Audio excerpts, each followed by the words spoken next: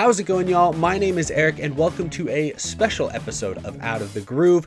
Today is December 31st, 2020. We have somehow made it to the end of this year. Through the ups and many downs this year, you all have supported this channel. You supported me. You've watched the races on Sunday. You've come over to this channel to then react in the comment section, react on social media. Through the ups and the many downs this year, you all have been there for me. You guys have supported the channel. You supported the videos, and I just want to say thank you. I know this has been a difficult year for many people, but you all have been one of the brightest spots of my 2020. Reacting to races, discussing NASCAR news and rumors with you guys has been a dream come true this year. I hope 2021 is even better, but because you all have done so much for me this year, I wanted to do a little something for you. Yesterday, I put a post out on my community tab asking y'all to send me whatever NASCAR related questions y'all may want me to answer. We've talked a lot of racing this year, but I may not have covered a certain topic that you want to hear me discuss. And if I check how many of y'all responded, oh my, wow, I did not expect that kind of turnout. Well, we're gonna do our best to answer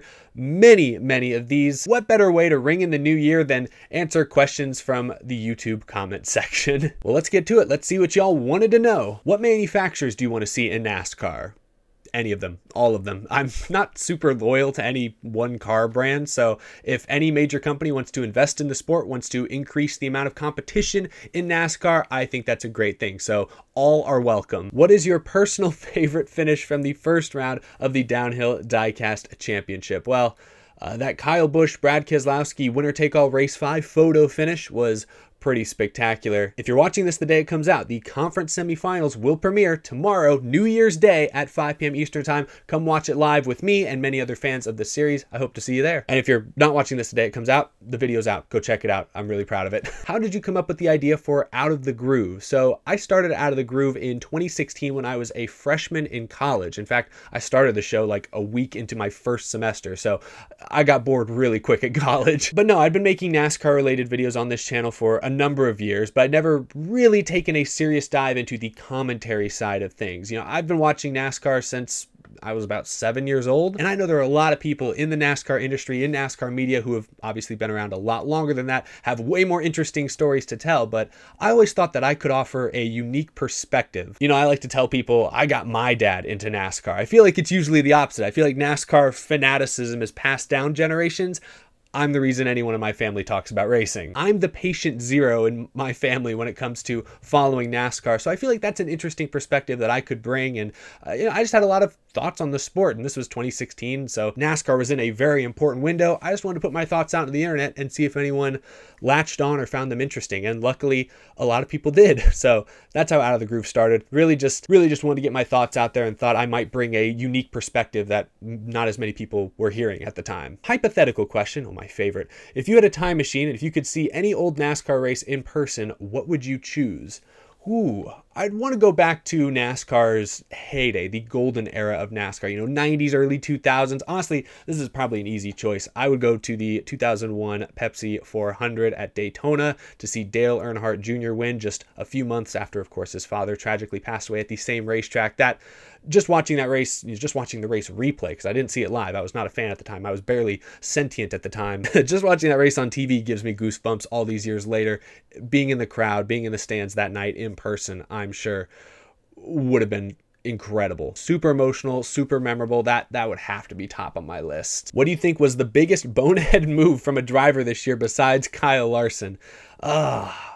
I can pick any series, right? I'll go Ben Rhodes at Texas in trucks. I don't know what his whole deal with Christian Eckes, they just went off the rails really fast. I'm not sure why he turned left on him down the straightaway. That was dangerous, and Ben Rhodes did not make any friends. Made a lot of enemies the final few weeks of the year. There was a few boneheaded moves involved in the end of his season. Hey, Eric, do you think Carl Edwards will be in the Hall of Fame? I think one day he will. Not having a championship in Cup at least is going to hurt him. Not having a Daytona 500 win is also going to hurt him. I think the way he departed the sport is going to hurt him. The fact that he retired while still in his prime, the fact that he retired suddenly and has barely been heard from since, I'm sure isn't going to sit well with many on the voting panel. So, I mean, there's a reason he was not even eligible. He wasn't even nominated the first year he was eligible. I think Carl Edwards one day will be in the Hall of Fame. He's what, a 28-time winner in the Cup Series. And if he'd kept racing into his 40s, that number would have easily climbed into the 30s and maybe the 40s. He might have cracked the top 20 on NASCAR's all-time wins list. Of course, that's all hypothetical because that didn't actually happen. He did retire, so we have to grade him based on what he actually did. I think he'll get in, but I think it'll be a few years at least down the line. Who do you think will perform better in 2021? Christopher Bell in the 20 or Bubba Wallace with 2311 Racing? This is a really tough one because I think Bubba Wallace will surprise some of the haters next year. I think they will be in contention to win races. Maybe not at first. I think it'll be a little slow out of the gates, but come the summer, I think that team will start to find their rhythm. Christopher Bell, though, he's teamed up with Adam Stevens next year. Of course, this is his first year working with Adam Stevens, but Adam Stevens is a two-time champion crew chief in the NASCAR Cup Series. So Christopher Bell has some good company on that team next year. I think Bell is also going to surprise people. This may be the best year we've seen from the 20 teams since, I guess, since Matt Kenseth in 2015 or 2016 when he was winning multiple races a year. How well do you think Austin Sindrick will do in the races he will run for Penske in the Cup Series in 2021? Also, what number do you think he'll run? I'm not sure what number. I mean, maybe his Spire runs 77. I guess that one's taken. Maybe the 02. I don't know. The number doesn't really matter. What I really want to know is what tracks they're thinking of running Austin Sindrick at. I think if they run him at any of the road courses, he could win. He could honestly go out and make like 3 starts next year and win 1 or 2 of them. I would not be shocked. It all depends on what tracks they select.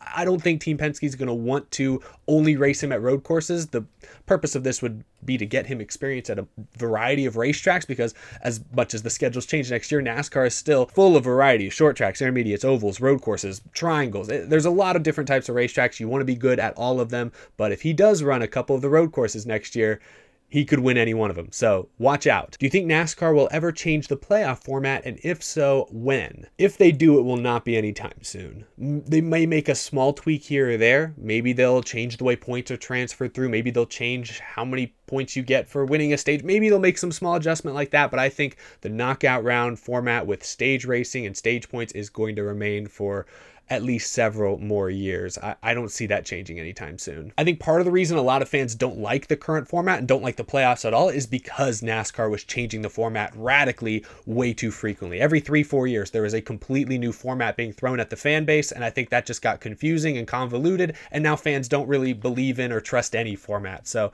I think NASCAR needs to find something that works and stick with it. And you guys know me, I've said before, I do like this playoff format, so I don't think it needs any radical adjustments. Of all the road courses on the schedule, which would you say is going to steal the show?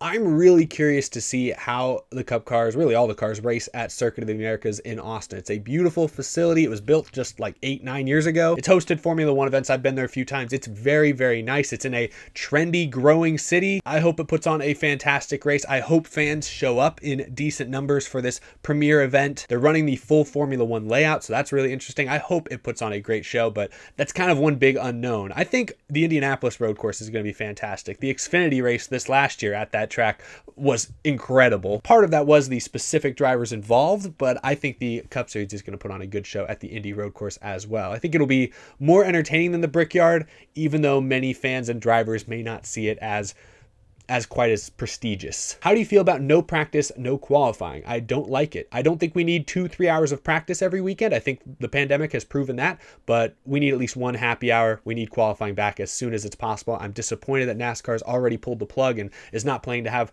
practice or qualifying for the entirety of 2021, besides some of the new tracks like COTA, like Road America, like Nashville. Besides those handful of races, the vast majority of the races next year will not have practice or qualifying. I think NASCAR making that decision as early as they did was a mistake, but many of the teams, because of the economic uncertainty created by the pandemic, don't want them, and we got to compromise sometimes. What was your reaction when Kenseth won Phoenix in 2017? I cried. That is the only time in my long history of being a passionate sports fan that I have shed real tears because of something that happened on the field or on the track. That was a beautiful, beautiful moment. A moment I will not soon forget.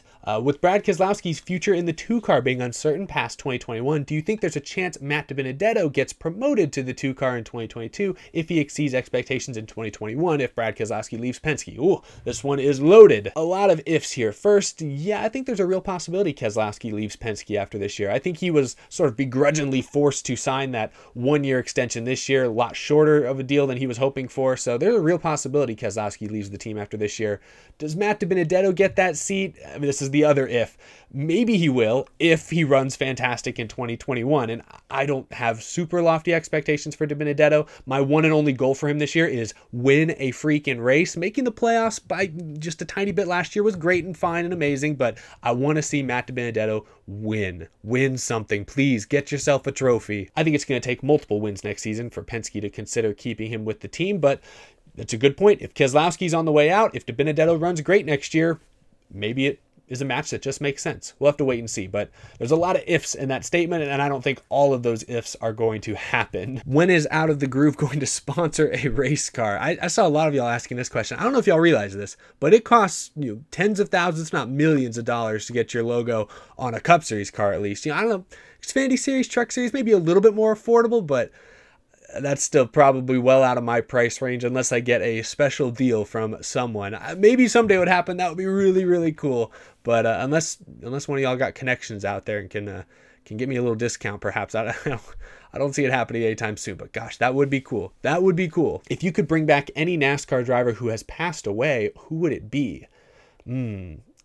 I feel like the obvious answer for a lot of people, especially when I started watching, would be Dale Earnhardt, because I never got to see Dale Earnhardt race live. He, of course, passed away a couple of years before I began watching. But as tragic as that incident was, it led to many of the safety innovations that we see in NASCAR today. It really forced NASCAR, forced the tracks, forced the whole industry to take safety extremely seriously. It's what led to so many initiatives that have saved probably countless drivers' lives in the past 15, 20 years. So as tragic as Dale Earnhardt's death at Daytona was, it did lead to some really, really good things. There was a video I remember seeing on YouTube done by, I forget who, I'll find it. I'll put it in right here. But it did a really good job of talking, at least in part, about how the Dale Earnhardt incident really helped innovate safety or force NASCAR to innovate quickly, and how important that's been for the whole sport and for the drivers that have raced since then.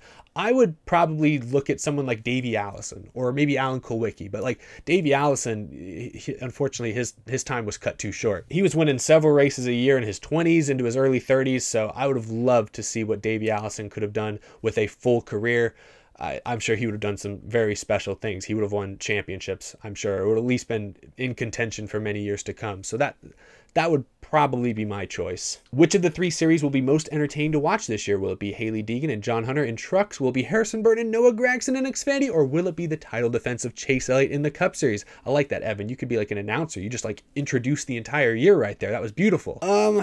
I think in 2020, Xfinity stole the show.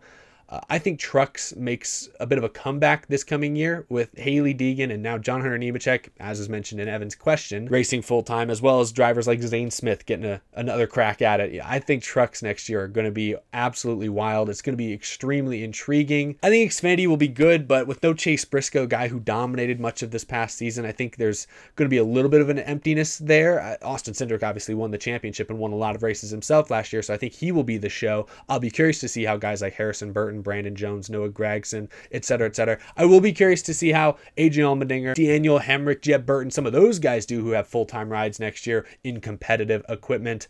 That will be interesting. Now that I think about it, that will be the veteran drivers racing in Xfinity next year might be more fun to watch than some of the young guys, I'll be honest. What's it like interviewing all of these people in NASCAR on your channel as a fan? At first, actually still now, it's very intimidating because, like you said, I am a fan first. I mean, I started this show 4 years ago in my college dorm room, talking to a camera in a room by myself. I'm doing that right now. I just realized things have not changed. I don't have the resources of like TV. I don't have the backup of like a major network. So it is kind of intimidating.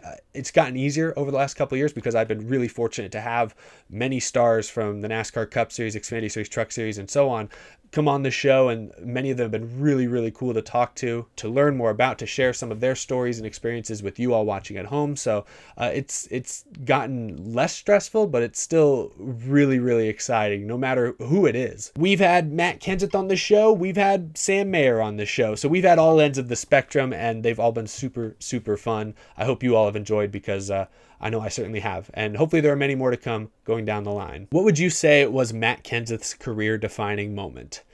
I think it's easy to say his 2003 championship, obviously. He reached the pinnacle of stock car racing. I mean, that's going to be the first thing on his Hall of Fame plaque is 2003 champion. The 2 Daytona wins, pretty fantastic as well. For me, though, it probably was that final win at Phoenix in 2017, because that was the moment, really for the first time ever, it felt the entire industry took a step back to recognize Matt Kenseth's accomplishments. He was 45 years old at the time, one of the oldest, if not the oldest drivers full-time in the Cup Series that year, and he was still able to win in his second to last start with Joe Gibbs. You saw after the checkered flag with all the other competitors showing their respect, the crowd was cheering probably louder than a crowd has ever cheered at a Matt Kenseth win in NASCAR. I think it was that moment that the fan base, the industry as a whole, finally took a step back and said, oh, hey, Matt Kenseth was really, really good for 20 years or so in this sport. He was really talented. We maybe didn't always show him the respect he had earned, but by golly, we're going to do it right here, right now at Phoenix. And so I feel like that moment, that's part of what made it so emotional for me as a longtime fan watching it, was that felt like that was the first and really the only moment that the entire industry actually recognized his career-long accomplishments and gave him the respect that he deserved. So honestly, in a lot of ways, I think it was that final win. How well do you think 2311 Racing will do next year? It will be very interesting to see how Bubba Wallace does in top-level equipment. There were a lot of questions like this one I saw underneath my post. So a lot of y'all want to know how you think, how I think 2311 Racing will do next year. I think the biggest unknown is Bubba Wallace. Bubba Wallace has won some Truck Series races. He was pretty good for KBM a number of years ago, but ever since he's been in Cup, the only car we've ever seen him race is Richard Petty Motorsports, and RPM is not great. That's not a winning car. Bubba showed a lot of improvement from 2019 into 2020, so I think he's got momentum on his side, but we have not yet seen Bubba Wallace in good Cup Series equipment. The last time we saw Bubba Wallace in any sort of, consistently good ride was, I guess you could say, his time with Roush and Xfinity. That was what, like 2015, 2016? That was a pretty good ride, and he was all right, but wasn't great in that car. I mean, 2013, 2014 KBM, he was good. He was really good. He won races. That was a top ride. That was a top truck. So you have to go back 6-7 years to really see him in a good ride consistently. So it just, a lot can change in that amount of time. I don't know what we're going to get from Bubba Wallace. He's the biggest wild card. Mike Wheeler's the crew chief. I think is okay. He's a veteran, but I think with no practice or qualifying, their relationship is going to be key. So I don't know. There are a lot of pieces that we don't yet have the answers to. So I think 2311 Racing will contend for a playoff spot. I think there are a lot of competitive cars from about 10th through 25th. I think like 1 through 10, those are your true championship contenders. But 11th through 25th, they're all really equal, and only 16 drivers ultimately make the playoffs. So there's going to be a lot of solid drivers, solid rides that miss out. I think 2311 Racing will be right there on the bubble. They will be in that conversation. It might come down to whether or not they do nab a win in the regular season, and I think they will be capable of doing that. So we'll see. Man, it is hard to predict. Who would you like to interview this year? Ooh, honestly, he's not a NASCAR. I'd like to interview Michael Jordan. I'd like to hear what his involvement with 2311 Racing actually is. I'd like to know what he sees in the sport today that encouraged him to get involved for the first time ever. I'd like to see what he thinks of Denny Hamlin, how their business relationship is working and has worked before. So honestly, Michael Jordan, as far-fetched as that probably is, that would be a really cool interview. Someone more realistic, though, oh gosh, I don't know. See, I'd say someone like Kyle Larson because of the journey he's obviously been through the last several months, but I feel like Kyle Larson would give very boring answers. It would be very difficult to get Kyle Larson to speak truly honestly and candidly about his experiences over the past year. So I don't know that Larson would be a great interview, but he'd be interesting to talk to. If I could talk to him off camera, I think he would be really interesting to talk to. Which of the playoff era point systems was your favorite? So any of the ones from 2004 to now. Honestly, the current one, the one that we've had since, I guess, 2017 with the stage racing, stage points, and the way points carry over from round to round. I think it's good. I think it's really great. It's the perfect blend of every race through the regular season matters, but there's a little added emphasis on the last 10. You got to bring your best stuff in those last 10, and that's how you win a championship. So it's not 100% perfect, but I think it's the best playoff system NASCAR's ever implemented since 2004. So do you think we'll see any special dirt track racers at Bristol? Also, who do you think they would be? Maybe, perhaps. The Cup Series isn't the only series racing there. I know we've already seen like David Gravel, I believe, from World of Outlaws fame, race trucks this last year. He made a couple of starts, I believe. So he's toying with the idea of racing in NASCAR. Maybe he gets an opportunity. I don't know if he gets a Cup Series ride, but perhaps. I know that's the first name that pops into mind. I'm not sure about anyone else. You guys are going to disagree with that one. I already know it. Will there ever again be a driver with 7 championships? I don't know. They didn't think there would be after Petty. They didn't think there would be after Earnhardt. Many don't think there will be after Johnson. But they're always proven wrong, it seems. I think of drivers today, I saw some of y'all ask this question as well. Of the drivers racing today, who has the best shot at hitting that mark?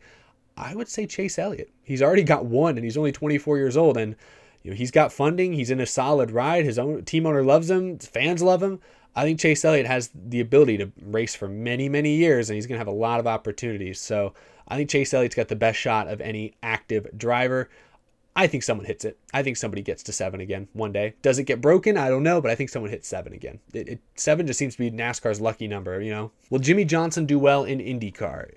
You'll have to ask someone who knows a bit more about IndyCar. I mean, he's driving for Ganassi. They're pretty fast. We'll see. I think the first few races will be interesting. I think by the end of next year, there's a good chance he'll be in contention for some podium finishes. You never know. Maybe a win. Crazy things happen in IndyCar sometimes. How high should our expectations be for John Hunter Nemechek in trucks next year? I think multiple wins and a deep playoff run should be the expectation. KBM is not as dominant as they were 4 or 5 years ago. And a lot of that has to do with the Ilmore spec engine. Now every team in trucks is running basically the same engine. And that took away a major competitive advantage that KBM had for many, many years. So those trucks are still really, really good, but they're no longer the class of the field the way they once were. So keep that in mind. I expect 3, 4, 5 wins for Nemechek. Anything less, I'll be a little bit disappointed. Deep playoff run for sure. We'll see if he gets it done. What's the best NASCAR commercial ever? Ooh, there have been some really solid ones. I actually watched this one recently. YouTube recommended it to me again for the first time in years. But the Jeff Gordon, Pepsi driving school prank that he pulled, that was fantastic. Watching that again, I don't think that guy was an actor. And if he was, that is Oscar worthy. So that was pretty hilarious. That was memorable. That was the kind of ad, that was the kind of promotion that was shared around. That was non-NASCAR fans were seeing that and thinking it was pretty freaking cool. So we need something like that, something to go viral again.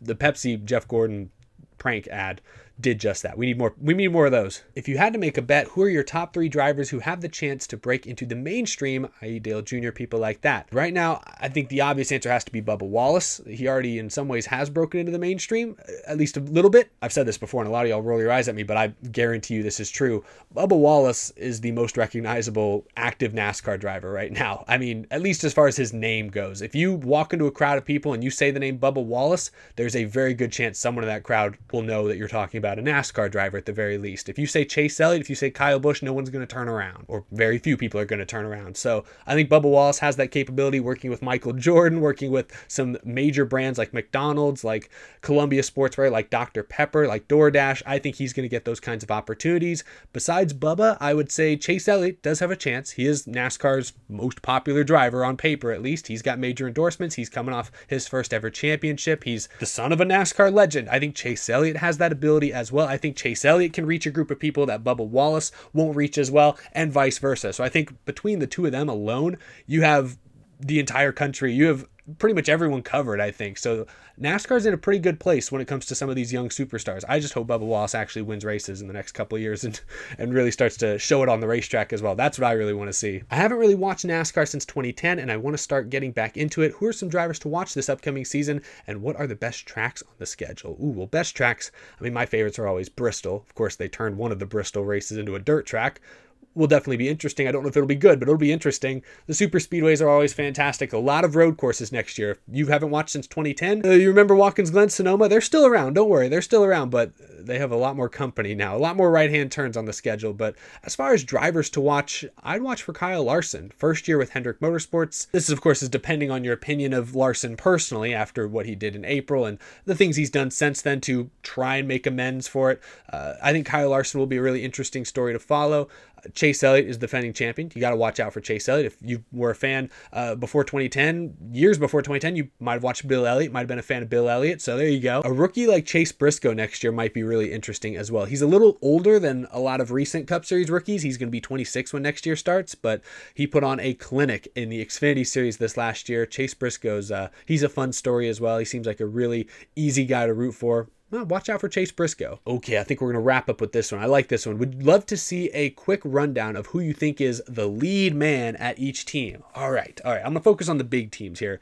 I think easily Stewart-Haas Racing, it's Kevin Harvick, without a doubt. Hendrick Motorsports is a little more interesting. I think before this year, it would have been kind of controversial. I think it would have been between Jimmy Johnson or Chase Elliott. I think going into 2021, it has to be Chase Elliott. The man just won a championship, and statistically speaking, he has carried that team the last 3 years. So I think Chase Elliott has to be the leader at Hendrick.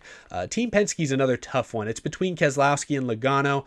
I would lean Keselowski because he's a bit older. He's a bit more consistent. He wins like 3-4 races every single year, and he's also a champion, but I think it's between him and Logano. I would lean Keselowski, but given that Keselowski's on a short-term contract, Team Penske may be more focused on Blaney and Logano. I would not be surprised.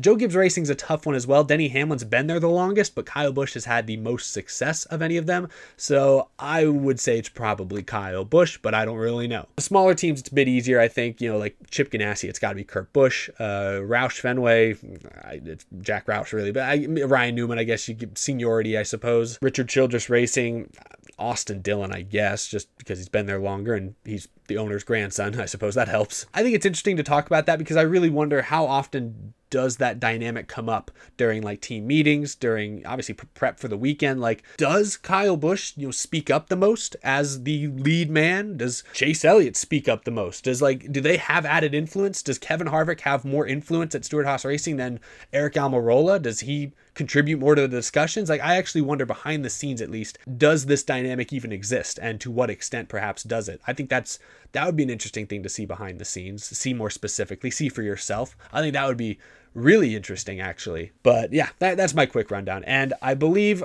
we've covered over 30, 40 questions at this point. I mean, I think I'm going to have to call it there. This has been a super, super long video already. Thank you all, though, for sending in your questions. I hope I covered many of your questions, if not all of them. I hope I covered what you wanted to hear me talk about. Again, thank you so, so much for supporting me and supporting this show, supporting the channel throughout 2020. This year was actually amazing in many, many ways for me in this channel, and I think 2021 I've got some really big plans that you all will hopefully see very soon. So I hope we can continue to grow this thing. This is my full-time job now. A lot of you have asked me that as well. I didn't see any of those questions on this, but a lot of you have asked me like on live streams and stuff about this. But yeah, I graduated from college earlier this year, and I was introduced to a real world that didn't look anything like the real world I was expecting, even a year earlier. So I've been trying to do YouTube full-time the last several months, and so far, thanks to your overwhelming support, it's gone pretty well. And I'm hoping that continues into 2021 and we can help this grow. We can grow the NASCAR